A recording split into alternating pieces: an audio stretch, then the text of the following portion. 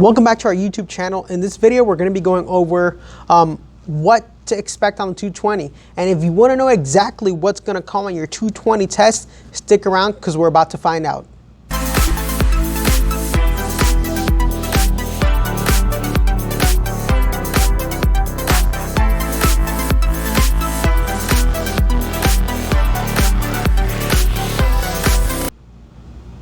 So, a lot of the questions I get asked by students is, how can they best prepare for the test?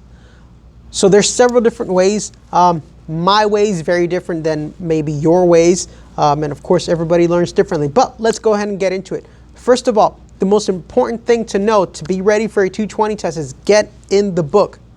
All right? Study manual.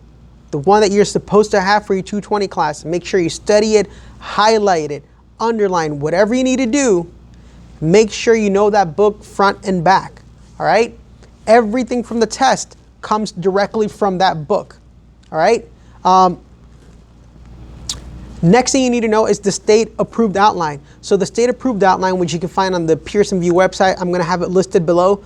So make sure you scroll down on the description and click on that link to see the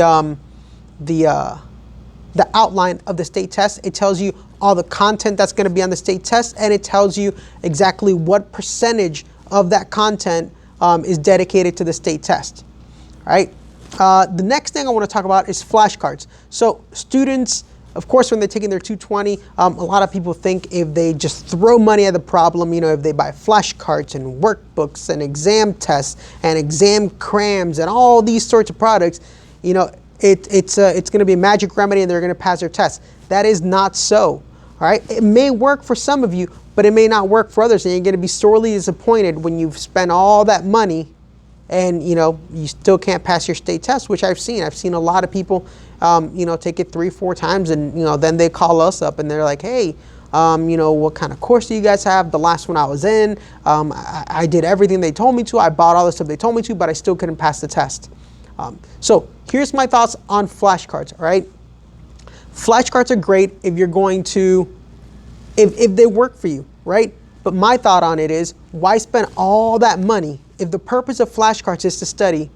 Here's what you can do. Save yourself all that money, go to your local store, buy yourself a set of index cards, right? And those set of index cards, when you're reading and writing, or when you're reading to figure out what you're going to put on your own index cards to make your own flashcards, you're studying because you're reading it. 2, when you're actually writing it down, you have to go over that information again, right? You're looking at the book, you're thinking about it, you're writing it down. That's twice that you're studying it. Then once you're done, you actually have your flashcards and you're going through them and you're actually studying for a 3rd time, right? So making your own set of flashcards works wonders. The way I work with flashcards is I make my own, and this is for insurance or any other course that I might be taking, right? So I make my own set of flashcards and I just study. So I take this question, if I got it right, boom, it goes to what I call the correct pile on the right-hand side, right? If I get it wrong, it goes to the back of the pile. And I just keep going forward just like that, all right? Until eventually all the cards are on the right side or on the correct pile. And I usually divide it up by chapters. That way it's easy, it's not just one big lump of flashcards. You can take it one bite at a time. Next, practice test. All right, so practice tests, to me, practice tests are not really all that useful, but that's just me. To some people, they might be useful. Some of them say it's useful because they get to kind of have somewhat of the type of question format that they expect on the that they expect to see in the test, right? But the person that made that practice test might not necessarily have the exact same wording. But for some people they work, for some they don't. To me personally, practice tests don't necessarily work as much as other people think they do. If I had to choose between practice tests or flashcards, I would choose flashcards all day, every day. And if I had to choose what kind of flashcards, I would choose making my own, right? So a lot of people spend tons of money on flashcards, workbooks, practice tests, and some people even after they've taken their pre-licensing course, then they go and pay for a cram course before their test. I mean, If you add everything up, now you're looking at easily $600 just to take your test, right?